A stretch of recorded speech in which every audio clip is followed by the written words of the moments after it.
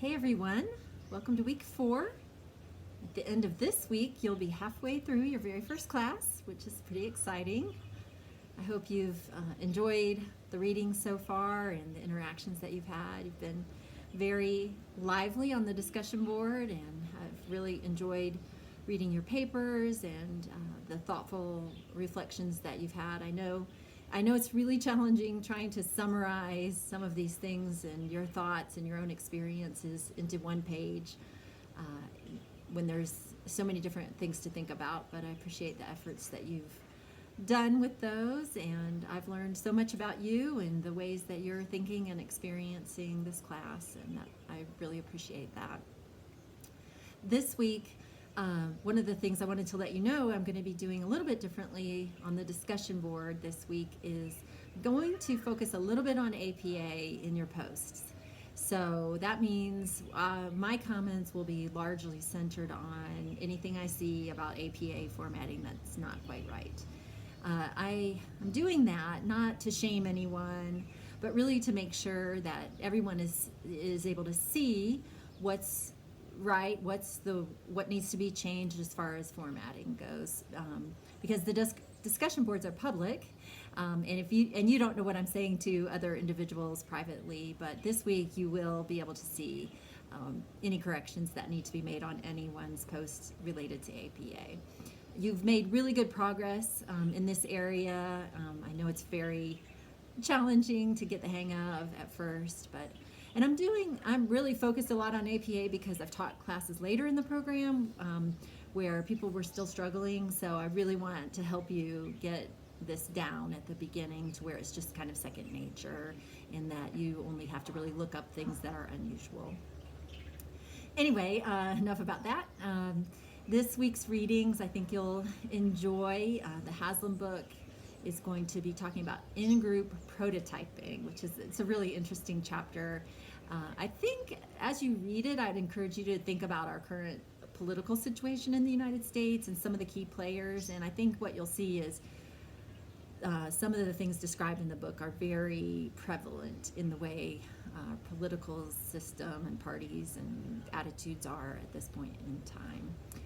As you read it too, think, is this true for my workplace? Is this true for the leadership that I am experiencing now, or me as a leader? I think it's a great chapter for doing some reflection. Also this week, Lowney is going to be writing about the spiritual exercises and how the Jesuits have so much formation through the spiritual exercises. And I know there's several of you, most of you are not Catholic, I'm not Catholic, most of you maybe have not that much spiritual background, and really it is the point for the Jesuits, but it's not really the point of the chapter. The point is to have a way of regularly thinking about, reflecting on who you are and what you're accomplishing. And so just read it for historical perspective, but then also read it for what could I take away for my own practice of reflection.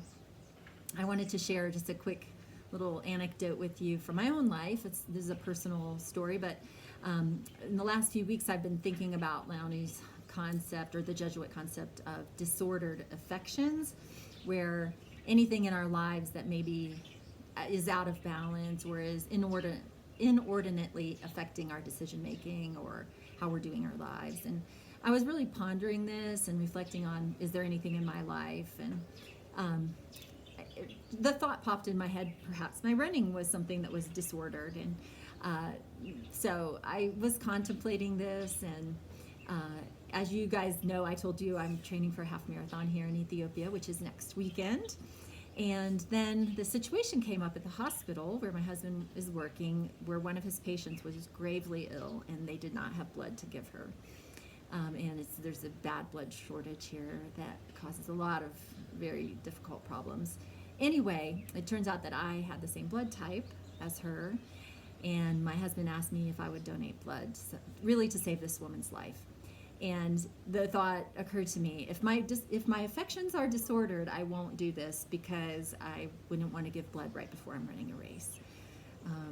So I paused, and of course I realized the most important thing was to be able to help this woman to live. And but it's just interesting to think about these things and how what we're attached to in our lives, how that really impacts our decisions that we make. So, of course, this was not a very nuanced situation for me. The choice was obvious, but a lot of things that happen for us where we realize, maybe my priorities are out of line, or maybe I'm too attached to this. They may be a little bit more subtle. I think in the other article this week about opposable thumbs, or really the integrative thinking, I think what you'll see is that in order to be able to think that way, we have to have some level of indifference or not have too many disordered affections.